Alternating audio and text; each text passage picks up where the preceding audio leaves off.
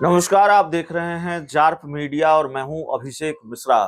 देखिए, पाटलिपुत्रा लोकसभा सीट की लड़ाई और दिलचस्प हो गई है या और टक्कर वाली हो गई है क्या, ये बड़ा सवाल है। रंजन यादव, जिन्होंने कभी पाटलिपुत्रा लोकसभा सीट से राजद सुप्रीमो लालू प्रसाद यादव को हराया, 2024 के लोकसभा चुनाव में लालू प्रसाद उनको अपने साथ ले आए हैं। रंजन यादव आरजेडी में शामिल हो गए हैं। 2024 में रंजन यादव किस तरह के फैक्टर साबित होंगे, कितने बड़े फैक्टर साबित होंगे, उसको हम समझने की कोशिश करेंगे। लालू यादव या मीसा भारती के लिए कितने फायदेमंद साबित हो सकते हैं, इसको हम समझने की कोशिश करेंगे। हमारे साथ बिहार के वरिष्ठ पत्रकार अरुण पांडे सर हैं।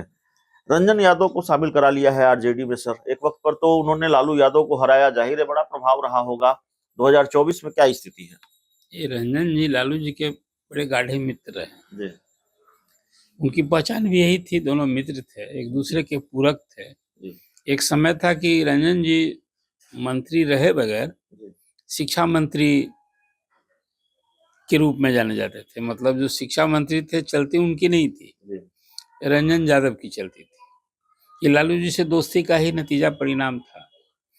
राजद में टिकट भी रंजन जी तय करते थे। आप समझिए, लालू जी से ये संबंध था। बीच के दिन में संबंध बिगड़ा और रंजन यादव फिर लालू जी से के विरोधी हो गए, चुनाव लड़े, लालू जी हार गए। अब ये चुनाव में जो बात आपने कही, फैक्टर तो बिहार में लालू जी न हैं, यादव के बीच में किसकी पैठ है? रंजन जी तो गुमनाम हो गए थे। एक तो उम्र का भी प्रभाव है। ठीक है, इस चुनाव में लालू जी की बड़ी बेटी मीसा भारती पाटलिपुत्रा से चुनाव लड़ रही हैं और रंजन जी भी साथ आए हैं, तो साथ आ गए हैं।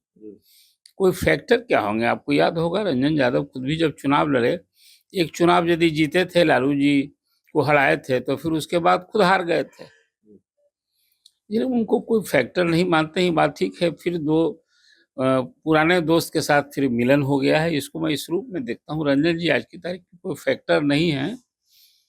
और अब चुनाव में तो ये होता ही, आया राम गया राम, कुछ लोग साथ आते हैं, कुछ लोग बिछड़ते हैं।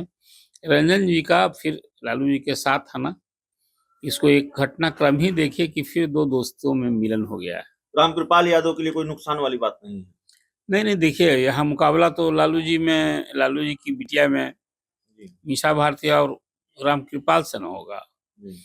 और सबके अपने अपने सामाजिक समीकरण है। वोट तो उसी आधार पर हो रहा है। एक और जहाँ लालू जी हैं, दूसरा तो लालू विरोधी लोग हैं। जहाँ एक और नरेंद्र मोदी हैं, तो दूसरी ओर नरेंद्र मोदी के विरोधी मतदाता हैं।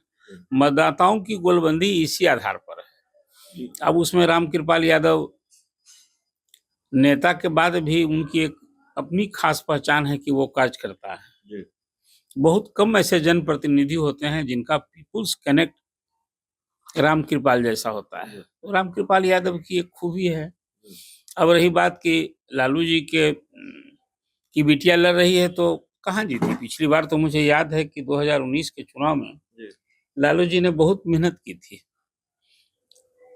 खुद के चुनाव से ज्यादा टाइम दे रहे थे हमेशा के लिए, फिर भी नतीजा आपके सामने है।